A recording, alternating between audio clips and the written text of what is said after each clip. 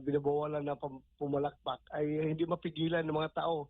Kahit na mismo mga empleyado na yun ng empleyado ng Senado yun ha. Alam nila yung rules doon sa session hall na bawal pumalakpak. Pati mga waiter nga na nagsiserve ng pagkain doon ay napapalakpak rin. Kaya nga nakita mo yung feeling ng ordinaryong tao towards the war on drugs at saka yung kanila paghanga at pagmamahal kay dating Pangulong Duterte. Hindi lang mapipigilang pumalakpak kahit ilang beses na silang sinusuway ay yung pinagbabawalan ng Sergeant at Arms. Diyan mo nakikita ang totoong pulso ng masa. Opo, doon sa naging pahayag naman ni Senadora Leila de Lima na medyo napuna rin ni Senador Jinggoy Estrada kasi nga nasa CHR siya dati and to the point naging parte siya ng gabinete ng Aquino administration kung saan siya pa ang kalihim ng Department of Justice na may malawak na kapangyarihan para maimbestigahan ito lahat. Ang pinagtataka lang natin dahil hanggang kahapon ay talagang consistent siya na talagang may ginawang masama ang dating Pangulo pero nung nasa katungkulan pa siya, nasa pamumuno pa siya, may kapangyarihan pa siya, wala naman siyang napatunayan.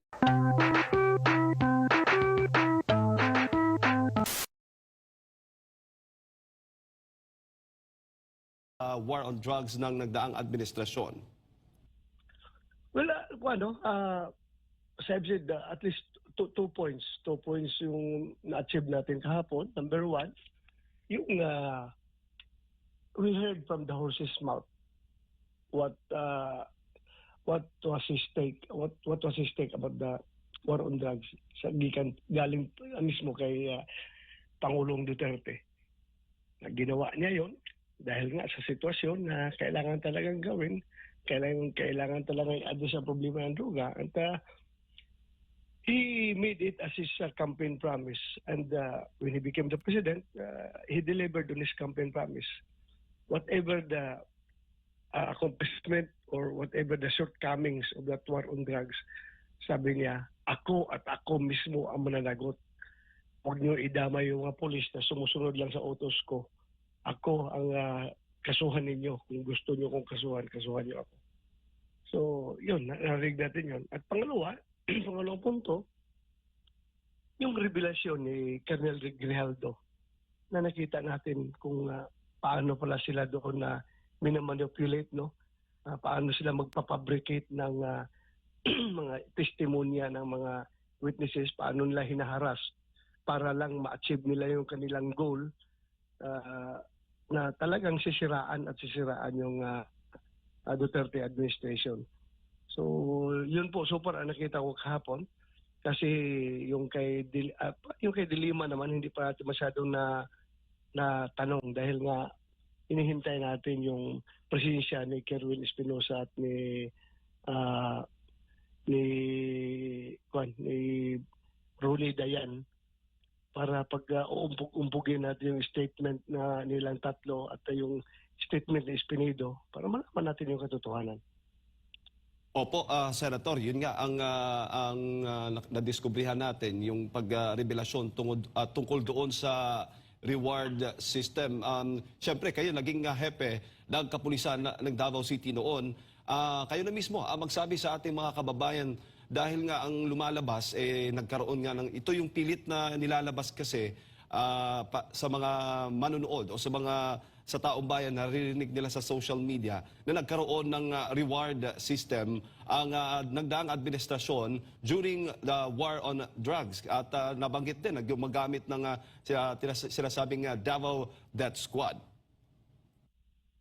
Klaro naman doon, no? If they were watching the Senate hearing yesterday, nakita naman doon kung ano yung mga sagot ni Pangulong Duterte doon sa mga tanong sa kanya. Sabi naman niya na yung kanyang pag-offer ng rewards ay pananakot lang yon para ang mga kriminal ay magsipaglayasan at magbagong buhay. Pero yung actual na magbigay ng reward, sabi niya, bakit ako magbigay ng reward? Trabaho ninyo yan, pulis. Trabaho niyo, gawin ninyo yung mandato ninyo na linisin ninyo inyong yung inyong turf. Trabaho ninyo yan. Hindi ako magbibigay ng reward. So, pinabulaan niya yung reward system na yan. Pero Senator, ano ho bang endpoint na nakikita po ninyo dito? Bakit patuloy, napakahaba pong hearing ang isinasagawa sa Kamara pagdating po dito sa war on drugs na nagdaang administrasyon, considering na tulad nga ng sinasabi ng dating Pangulo na ngayon ay bumabalik na yung mga adik at mga krimen sa ating bansa? Well, lumalabas na yan talaga ang priority nila ngayon. Priority na trabaho ng Quadcom kung paano pabagsakin yung imahe ng Duterte, ng mga Duterte at kanya mga kaalyado. Kasi nga, election period na eh. Ayun ang lumalabas ngayon. Bakit siya nagpupumilit yan at nakapahabang investigasyon na ginagawa nila.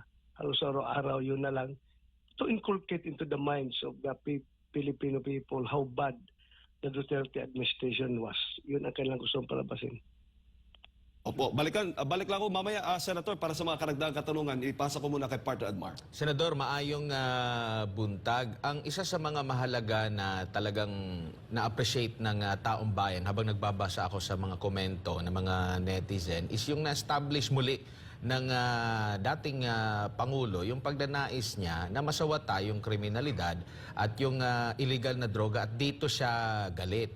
Kasi parang ang lumalabas, parang pinoprotektahan pa nila yung mga nasa likod nitong kriminalidad, itong illegal na droga. How about yung mga naging biktima or possible pa na magiging biktima nitong illegal na droga na talamak pa bago pa man umupo ang dating Pangulo? Yun nga, lumalabas, no? Para bang bumaligtad ng panahon, ang naging hero na ngayon, yung mga naging hero at pinapaniwalaan at pinapakinggan ay yung mga convicted na drug trafficker, yung mga drug lord at saka yung mga drug protectors. Yun na lang ang pinapakinggan at yung inuusig yung mga pulis na naghahabol sa kanila. Parang gano'n ang nangyari para bumaligtad ang mundo.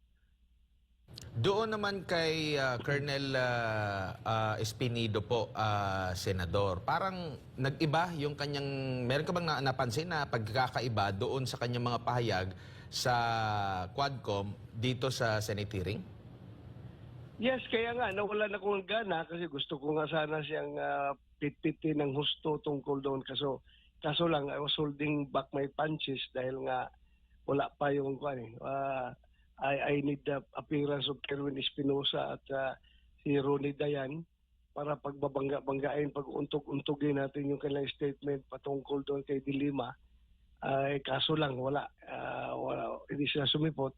At yung kanyang revelasyon kahapon na sinasabi niya na walang yung patayan ay nangyayari kapag lumaban lang ang mga kalaban. So parang ini-withdraw niya yung statement niya in effect doon sa kanyang, yung statement niya doon sa Quadcom. Parang ganun ang lumalabas. So sige lang, papalo-upin natin yan na next hearing.